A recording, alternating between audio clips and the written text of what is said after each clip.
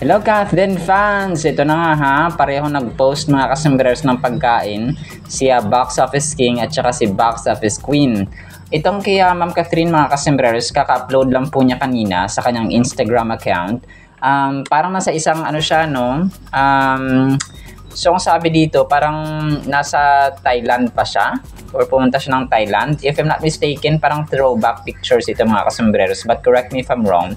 Kasi parang nag-iisa lang siya dito. Tapos parang pumunta siya sa isang Thailand na ba. Pwede rin naman kasi may mga gantong place dito sa Pilipinas mga kasambreros. O pwede siyang Japanese or Korean or something na Thai mga kasambreros, no? Itong gantong uri ng bahay. Tapos yung mga pagkain nga na kanyang pinost mga kasambreros ay parang yung tawag dito, Thai nga siya mga kasembreros, no? Yung mga ganitong uri ng pagkain. So, which is si Sir Alden ay ganun din ang pinost niya. Pero something comedy yung kaya Sir Alden mga kasembreros. So, spicy ang tripping ni Ma'am Catherine, which is love language ni Sir Alden, no? Ang pagkain talaga mga kasembreros. Ang sabi niya dito sa kanyang post ay Agosto. Yun ang kanyang caption mga kasembreros. So, Agosto, tapos parang leaves lang mga kasembreros, no? So, medyo limited ang kanyang ang kanyang information mga kasembreros. Pero ito nga ay parang sa isang bahay siya mga kasembreros. Tapos may sahagdan, tapos papasok siya mga kasembreros. Tapos nakabandana ang kanyang ulo. Pero parang correct me if I'm wrong po kung ito po ay matagal na pictures niya mga kasembreros, tapos in-upload niya lang. Pero Agosto so ibig sabihin parang recent mga kasembreros. Tapos napapaisip ako dito kung nasa Thailand siya ngayon, kasi nga paborito niya. Tapos may nag-comment dito no si Ayesh Mulak yata ito Alvarez, na friend din niya na sana maulit yung sa BKK, no? O yung sa Thailand mga kasembreros kasama ang mga friends nila, no? Pero hindi nag-reply dito si Ma'am Catherine sa post. So yun po mga kasembreros. So Sir Alden naman yung kanya dito ay kwela, no, na pagkain. Tapos ang AI siya na lola na parang may patama rin yung tong sa kanya mga kasembreros. Parehong spicy din ang kanilang pinost mga kasembreros kasi si lola, yung real talk ba na usong-uso ngayon sa social media, yung mga AI na lola na nagre-real talk, no? Ang kinakain ni lola dito ay spicy din siya, no? Na tawag dito na mangga at saka bagoong mga kasembreros. Tapos ang sinabi niya dito, ang patama niya dito, sabi ni Sir Alden, real talk yan lola. So napapanood din pala ni Sir Alden yung mga AI na mga tawag dito na mga videos mga kasembreros sa social media, no? Sabi ni lola dito, pinakamahirap na trabaho sa lahat ay yung naging mabuti kang tao sa mga walang kwentang tao sa paligid mo. So sabi ni Sir Alden, real talk yan lola, parang tama yan, or real talk yan lola, sabi niya ganun. So tapos sa pangalan dito is Cats G Cats. So parang na-miss niya si Ma'am Catherine, no? Kasi nga ang pangalan ng TikTok terrorist na nag-upload nito ay Cats.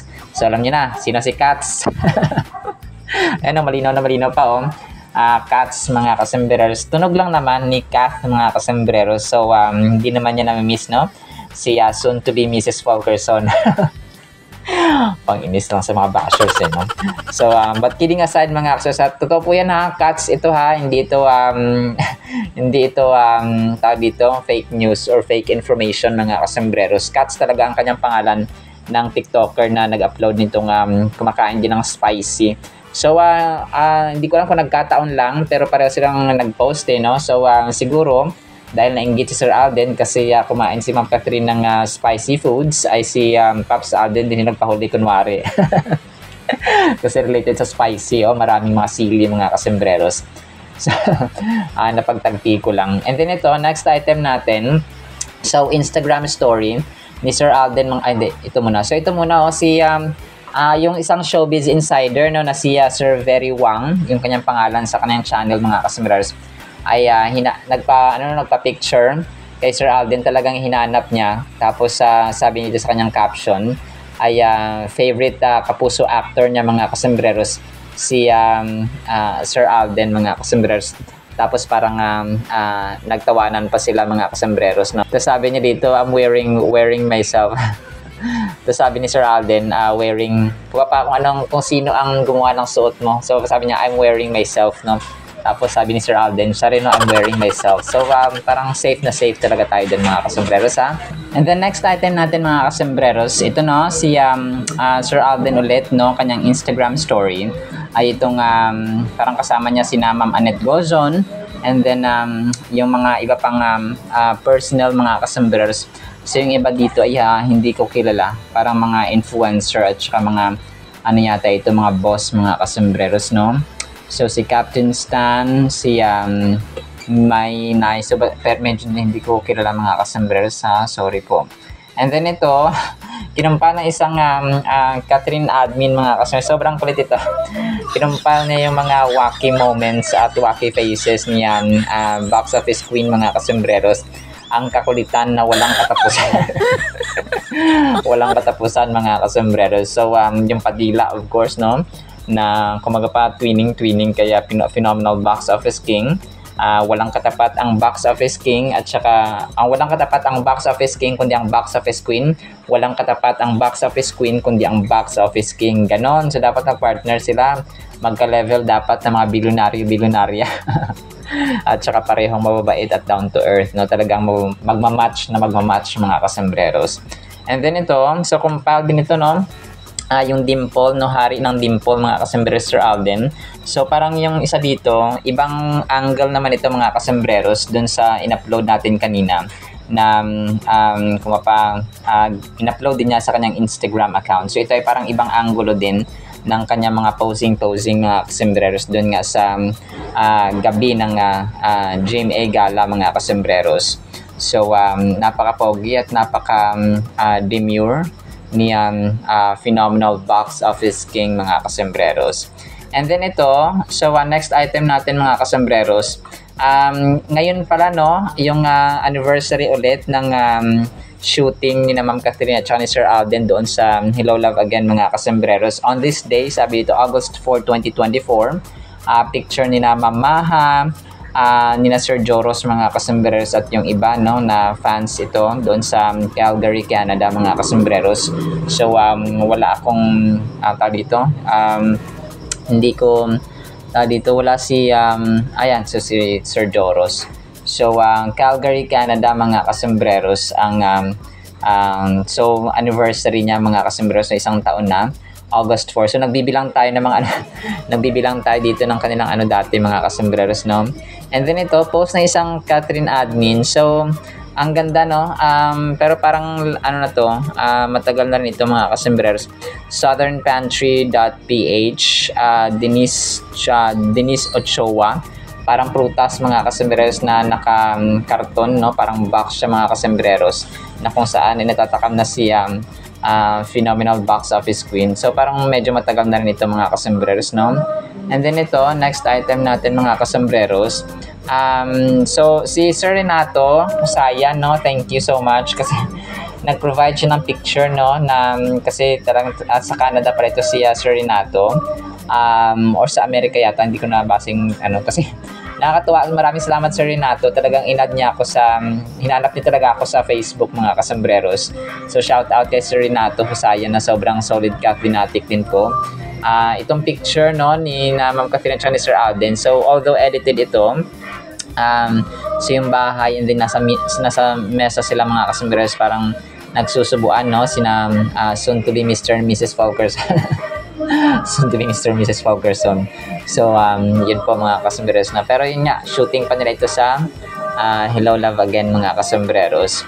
And then ito, next item natin, so post ni Sir Alden sa kanyang Instagram account, no, sina Sir Dingdong Dantes, sina Ma'am Marian Rivera at saka si Ma'am Heart Evangelista, no, part ng Sparkle GMA Artist Center mga kasombreros, yung mga bigatin at haligi ng kumapa ng GMA Sparkle Artist Center mga kasombreros. So iba naman kasi yung GMA News and GMA as a whole mga kasombreros.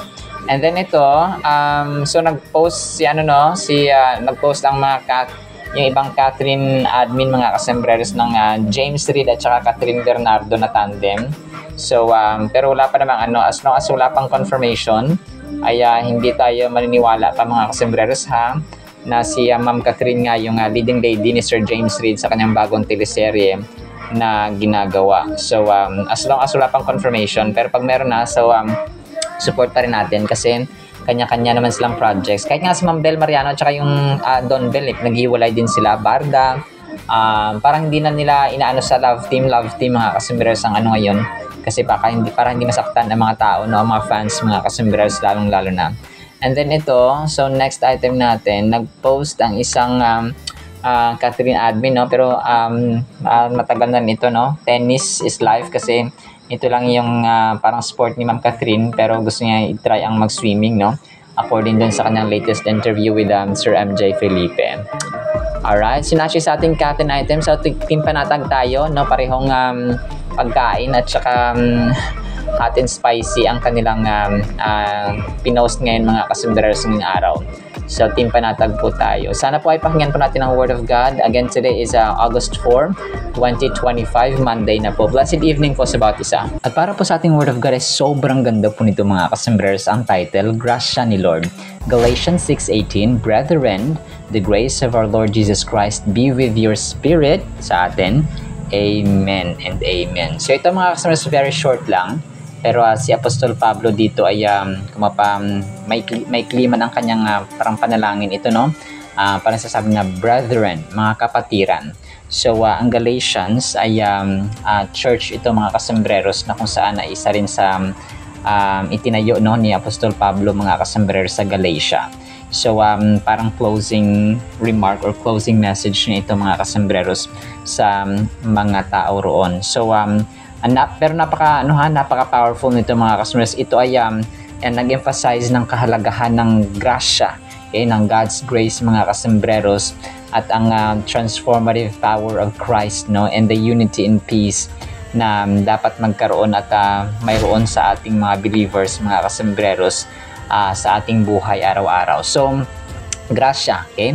Ang grasya mga kasembreros, sa mga hindi po nakakalam, ito po yung unmerited favor, okay? Parang hindi natin deserve mga kasembreros, pero binigyan at ibinigay sa atin ng Panginoon because of His grace, because of His love, because of His mercy, because of His mapa-covenant rin mga kasembreros. Our Lord Jesus Christ emphasizes on His grace towards believers in this verse. So it serves as a reminder of the unmerited favor and kindness, and kindness pa pala mga kasembreros, that Jesus offers to those who have faith in Him. So ino-offer niya ito mga kasembreros, unlike ito sa mga binibenta sa tindahan, sa market, sa SM, sa mga malls, or sa anumang mga tindahan or stores dyan mga kasembreros na kailangan mo ng bayad.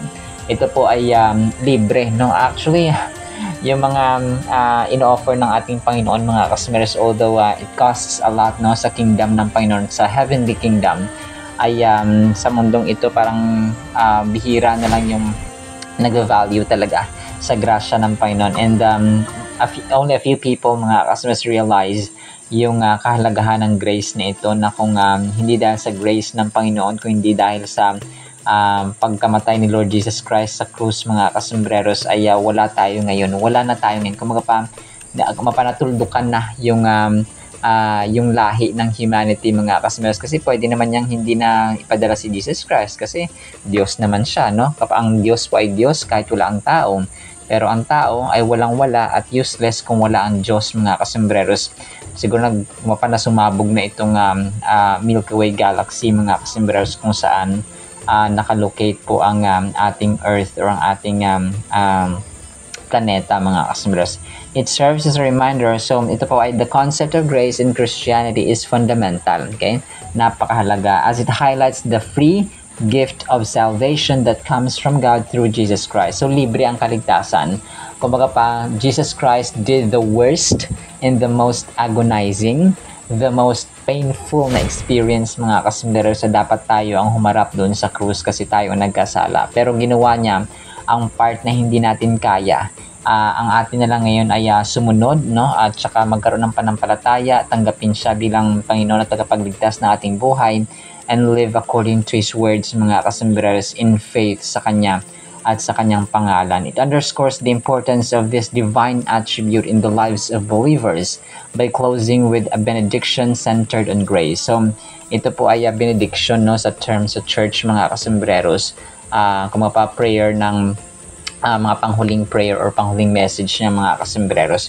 So sa ating buhay ba, nakaranas ba tayo ng profound impact ng grace sa ating simpleng pamumuhay bilang isang simpleng tao, isang simpleng mamamayan ng bansang Pilipinas? So it's time to recall. Ang Diyos kasi dapat parati nating nire-recall, parati nating pinapaulit-ulit at saka binabanggit sa ating mga panalangin na ikaw ang Diyos na gumawa ng kamangha-mangha mga bagay sa time ni Moises, ni Joshua, ni Ezekiel, ni Hezekiah, ni Daniel, ni Gideon, and so on, mga sa time ni Abraham, ni Isaac, ni Jacob. So i-recall natin yung mga kamangha-mangha niya mga gawa, especially nung pagkamatay ni Lord Jesus Christ, no, that God the Father sent His own beloved Son, mga kasembreros, upang tayo po ay mabigyan ng bagong pag-asa, no, mabigyan ng bagong extension ang buhay ng humanity. Kasi kung wala si Jesus Christ, wala rin tayo ngayon kasi nga sila ang lumikha sa atin. So yun, kapag nire-recall mo kasi yun, ang Diyos natin, para magkakaroon pa ng reason na naalala pa ng anak ko yung ginawa ko dito na ganyan-ganyan. So maliban sa everyday na dealings natin, maliban sa everyday na mga grace at saka blessings na ibinibigay sa atin sa pagkainan, meron pa tayong nalulutong mga bigas, no? Meron pa tayong nalulutong mga ulam, nakakain pa tayo ng 3 beses ang araw, and yung kanyang salita, mga kasembreros. Kapag nire-recall mo yon, para siyang tatay na parati ka nagpapasalamat, no? Kahit na long time ago pa, kahit 10 years pa, hindi mo pa nakakalimutan. So, isang technique yun, isang mabisang technique yun, mga kasembreros, sa ating panalangin na pinapasalamatan natin ang Diyos, no? Banggitin natin na yung mga kabutihan niya na from everlasting to everlasting, na hindi natatapos, hindi mabilang-bilang. Hindi kung ika-calculate mo, mga kasembreros, hindi siya hindi makakalculate, mga kasembreros, at hindi mo mailista lahat because ganun kadami. Yung pagising mo na lang, yung paghihinga natin sa oxygen na binigyan niya sa hangin, mga kasembreros, is the breath of life manifestation, or one valid na reason, mga kasembreros, para tayo po ay magpasalamat sa kanya every single time. So nang sinulat ni Apostle Paul, mga kasembreros, ay nag-address siya dito ng napakahalagang issue sa loob ng Galatian Church. And sa ating mga tahanan, mga kaso, sa loob ng ating tahanan mismo, meron tayong mga primary concern, no, na kailangang i-combat, kailangang i-deal, mga kasembreros, na kung saan ay hindi tama, mga kasembreros. Para siyang parang isang pamilya na may sakit, for example, yung isang member ng family, or yung isang pamilya merong matigas ang ulo, so damay-damay lahat. So Paul's address to the Galatians as brothers and sisters, or brethren nga, mga kasembreros, emphasizes the familial bond and unity among believers. So hindi naman ako kapatid, mga kasembreros, biologically, pero tinuturing ko po kayong mga spiritual brothers and sisters na maliban sa Catholic. Then of course, tayo po ay bonded, no, ng salita ng Panginoon as binabahagi natin dito. The themes of grace, spiritual connection, and unity expressed in Galatians 6:18 remain relevant and impactful for believers today. So hindi lamang sa believers kundi sa ating mga buhay, mga kasembreros. And I definitely encourage you, no, every single time dito na magbasa po talaga tayo ng Biblia, kasi useless po ang ating pagkain material kung wala pong pagkain spiritual. Kung pinapakain natin ang ating kaluluwa ng 3 beses ang araw, so ang ating ating kaluluwa, ang ating soul, mga kasembreros, ang ating spirit, dapat din natin pakainin ng salita ng Panginoon na hindi siya kumakain ng material food. So in a world marked by division and discord, the message of God's unmerited favor, the importance of nurturing our spiritual relationships with Him, and the call to unity within the church are timeless truths that can guide and inspire us. So ganun dapat, mga ang mangibabaw sa atin, yung grasya ni Lord ba? Kailangan i-embrace natin, yakapin natin, mga kasembreros, kagaya ng pagyakap at paghinga natin bawat segundo, bawat millisecond ng ating hininga ay i-accept natin at pasalamatan ang grace. Hindi naman ibig sabihin na bawat salita mo salamat sa grasya ni Lord, salamat sa grasya ni Lord, salamat sa... Hindi naman ganun, mga kasos, no? Hindi naman po tayo OA mga kasombrerers, at saka tinuturuan tayo ng Espiritu ng Panginoon kung paano naman siya i-apply. So, I mean, in general ba, no, nasa bahay natin, kapag free time tayo, at saka talaga naglalaan tayo ng oras sa panalangin, so nandun yung pasasalamat natin sa puso, no, kahit na sa pagkain, kasi iba yung pamilya talaga na Kristiyano, makita mo yung difference yung pag-upo mo pa lang sa pagkainan, kapag wala silang personal connection at saka relationship sa Panginoon, pagka-upo niyan, hala, sige, kain agad, no, ng pagkain mga kasombrerers. Pero kapag isa kang Kristiyano, isa kang may personal relationship ka sa Panginoon, ibubuka mo muna ang bibig mo sa salamat, no, sa grasya na natanggap natin sa blessor. Kumaga pa, you love and will love the blessor, yung nag-bless sa atin more than the blessing. Ang nangyayari kasi, people love more the blessings than the blessor. So, ang nangyayari, mas pinaglalaanan ng panahon, parang wala na silang panahon o parang wala na silang knowledge kung sino ang nagbigay nun. Yes, of course, na pinaghirapan natin, nag-earn tayo ng pera, nagtrabaho tayo, pero sino nagbigay ng kalakasan, sino nagbigay ng buhay, sino nagbigay ng oxygen, sino nagbigay ng wisdom, sino nagbigay ng ating mamagulang, ating mamagulang, and so on. So, first and foremost, nilikha tayo ng Panginoon. So, yun pa lang, from the time of Adam and Eve, yung lahi ng humanity nag-continue until the time of Noah, until the time of Jesus Christ, and so on, mga kasombrerers, hanggang sa present time natin. So, yun pa lang, yung truth, yung katotohanan na yan, na dapat ay pasasalamatan natin every single time, ay hindi po dapat yan nawawala, mga kasombrerers, by the grace of God. Yung kaya sa grasya ni Lord, mga kasombrerers, tayo nabubuhay ngayon. Alright, so naman po sa ating Word of God, nawa po ay pagpalain po tayo ng pag-ibig, pananampalataya, pag-asa, grasya ni Lord, no, na hindi natin deserve, but still He gives us because of His loving kindness that's eternal to eternal to eternal. In Jesus' name we pray, Amen and Amen. See you sa next segment, mga kasombrerers, and paalam po. I love you.